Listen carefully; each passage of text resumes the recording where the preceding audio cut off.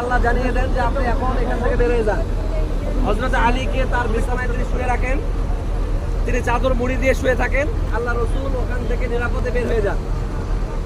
হযরত আবু বকরকে বাসায় যে টোকা দেন, হযরত আবু বকর বাহন রেডি করে রেখেছিলেন, ওইটা নিয়ে এসে তিনি এখানে এই পাহাড়ের উপরে উঠে তার ভিতরে ওখানে আশ্রয় নেন। কাফের মুশরিকরা তাদের পা দেখে দেখে এখানে আসছিল। আসার পরে ওই জায়গা পর্যন্ত গিয়ে কোনো নিচে তাকাই নাই, চারিদিকে তাকাইছে। হযরত আবু বকর দেখে ফেলছেন তাদেরকে। আল্লাহ রাসূল বললেন, আবু বকর ভয়ে শেষ যে রাসূলকে আজকে হত্যা করবে, এখন যদি নিচের দিকে তাকায় তাহলে শেষ। তখন আল্লাহ রাসূল একটি কথা বলেছেন যেটা আল্লাহ তাআলা পছন্দ করে কোরআনে স্থান দিয়েছেন।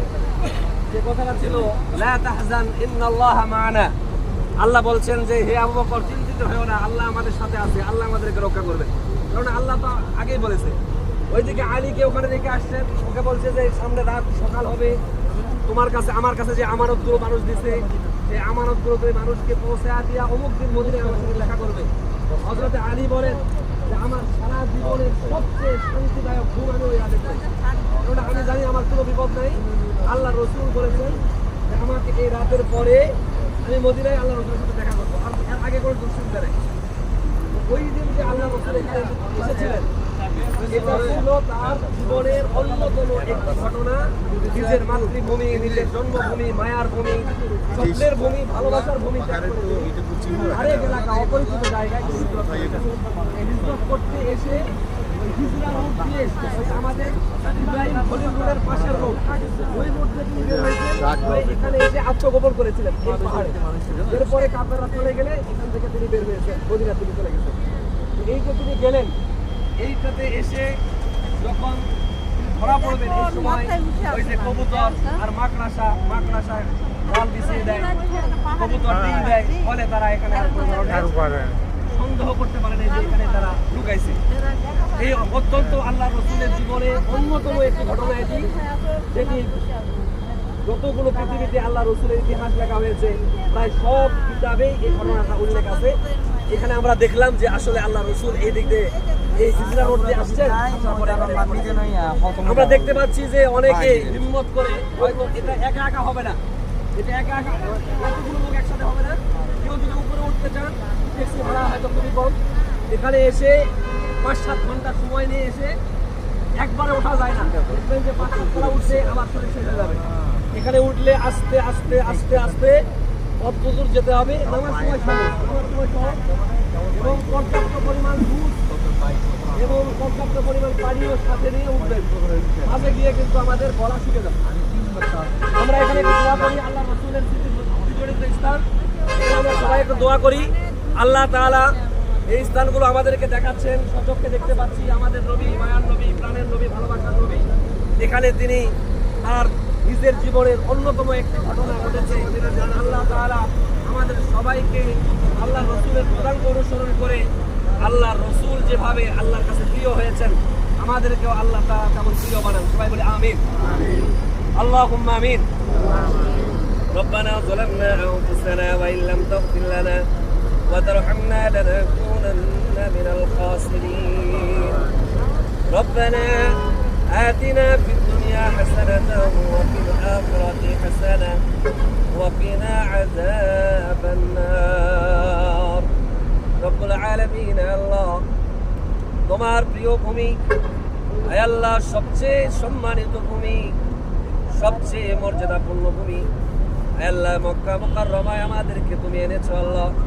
এটা আমাদের শক্তি নাই, সামর্থ্য নাই রব্বুল আলামিন, এটা তোমার দয়া আর মায়া আর সাহায্য ছাড়া আমরা পারতাম না। রব্বুল আলামিন আমাদের এই সফরকে তুমি কবুল ও মঞ্জুর করে নাও আল্লাহ। আল্লাহ হজ্জ সফরকে নিরাপদ করো, কবুল করে নাও রব্বুল আলামিন। যে উদ্দেশ্যে আমরা এসেছি হজ্জে মাবরুর তুমি আমাদেরকে নসিব করো আল্লাহ রব্বুল আলামিন। আয় আল্লাহ এই হজ্জ সফরে এসে মনের খুব টান ভালোবাসা, আয় আল্লাহ তোমার হাবিব কোন দিকে গেছেন, কোন দিকে চলেছেন, সেই স্মৃতিময় ভূমিগুলো দেখে দেখে তোমার হাবিবকে ভালোবাসার চেষ্টা আমরা করছি আল্লাহ রব্বুল আলামিন। এমনই একটি স্থান গারে সুর, যেই পাহাড়টি তোমার হাবিবকে আশ্রয় দিয়ে আয় আল্লাহ আত্মগোপন করার মতো মর্যাদা দিয়ে আয় আল্লাহ সারা বিশ্বের কাছে করণীয় হয়ে আছে আল্লাহ রব্বুল আলামিন সেখানে বসে তোমার শাহী দরবারে হাত তুলেছে আল্লাহ মেহেরবানি করে আমাদের জীবনের সমস্ত গুনাহ খাতাগুলোকে মাফ করে দাও আল্লাহ। আল্লাহ সারাটা জীবন সিরাতে মুস্তাকিমের উপরে চলার তৌফিক দিয়ে দাও আল্লাহ। তোমার হুকুম মতো রাসূলের তরিকা মতো চলার তৌফিক দিয়ে দাও রব্বুল আলামিন।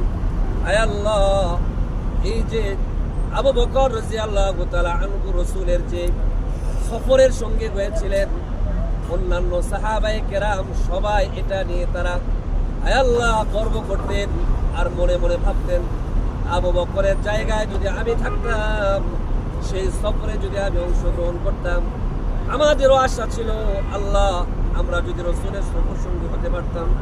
কিন্তু সে সময় তো জন্ম হয় নাই রব্বুল আলামিন। তারপরেও সে জায়গাগুলো দেখে দেখে রব্বুল আলামিন তোমার হাবিবের সে ভালোবাসা, তোমার হাবিবের প্রতি সেই মুহাব্বত বর্ণনা করার চেষ্টা করছি আল্লাহ। আবু বকর রাদিয়াল্লাহু তাআলা আনহুর সেই মাকাম আমাদেরকেও তুমি দান করে দাও আল্লাহ। আয় আল্লাহ, তার পদাঙ্ক অনুসরণ করে চলার তৌফিক দান করে দাও রব্বুল আলামিন। আমাদের সবার মনের নেক মাকসাদগুলোকে পূরণ করে দাও আয় আল্লাহ। সবাইকে সব ধরনের বালা মুসিবত থেকে আমাদেরকে হেফাজত করো আল্লাহ। রব্বির হামহুমা কামা রব্বায়ানি সগীরা, রব্বির হামহুমা কামা রব্বায়ানি সগীরা। ربنا هب لنا من أزواجنا وذرياتنا قرة أعين واجعلنا للمتقين إماما. سبحان ربك رب العزة عما يصفون وسلام على المرسلين والحمد لله رب العالمين.